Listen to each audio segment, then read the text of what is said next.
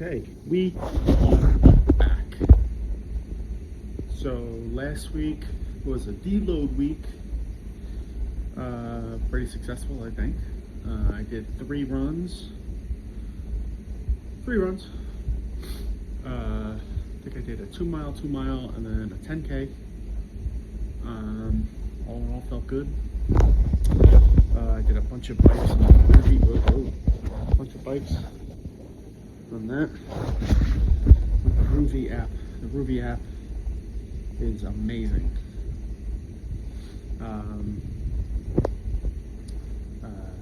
I did a number of them. A couple of days I did two, just because they were shorter, 6 mile and 8 mile. A lot of climbing in them though, so you know, they still took 30-40 minutes or whatever, but they were a lot of fun. And there were times I just was like, okay, I could do an hour and a half on the bike. And you know, the first ride I got through in 30 minutes. It's like, all right, well, let me pick another one. So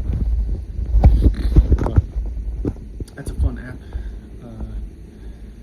and I could sit there and just do that. You have to really be engaged though. It's not like my old trainer where you just set a resistance and you just pedal.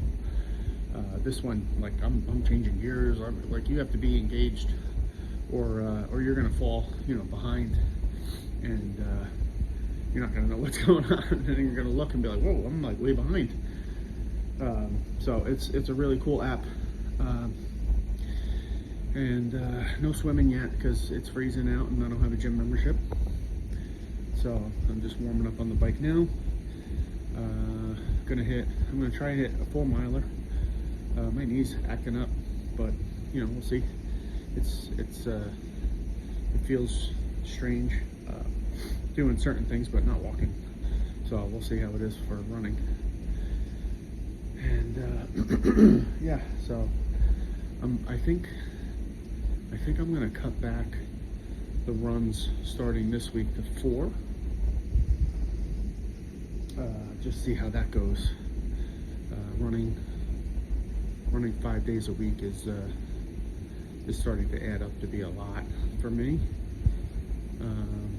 But we'll see. Maybe we'll do a morning bike instead, and see how that goes. But I don't know. We'll see. I didn't plan this week too heavy yet. It's been a busy couple of weeks with the boys and wrestling and work and everything else. So myself always comes last, and the planning gets pushed back. So the plan today: hit a 4 miler or 3 miler or 4 miler, and see how the knee feels later, and maybe get a workout in. My son has a wrestling match tonight, so I'll be going to that. And yeah, just starting another training block here. We're mid-January, so it looks like middle of the month or where my training blocks are, which probably works out to be perfect, because then it'll be like mid-September when that training block ends with a deload, and then I'll go right into the taper and then the race. So looks like it kind of worked out in my favor. I do think that 3 weeks on 1 week deload is the way to go. I feel like the third week I'm pretty beat up. It's a lot of volume for 3 weeks in a row, and then it's like the 4th week hits and it's like, oh, it's perfect timing to scale back a little, recuperate. So if you're planning on doing an Ironman, try that route. 3 weeks on, 1 week deload. You're not really stopping, but you're cutting it back a lot. I got a sneeze coming on. I feel a sneeze. Yeah. And I'm gonna try cleaning up in here today. My wife decided to sand some furniture. Where is it? Sand some furniture And I'm like, why are you doing this inside? I'm like, now there's dust everywhere. And so, I don't know. We'll do a lot of cleaning today and moving stuff around and whatnot. And get this ready for some more training in here.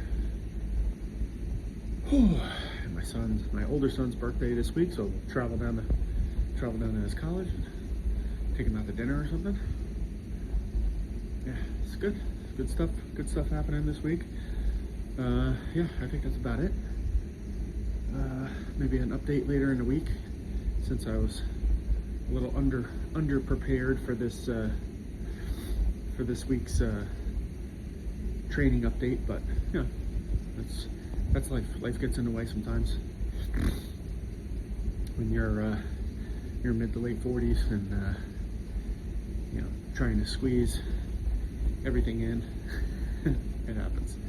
So yeah, be on the whiteboard app,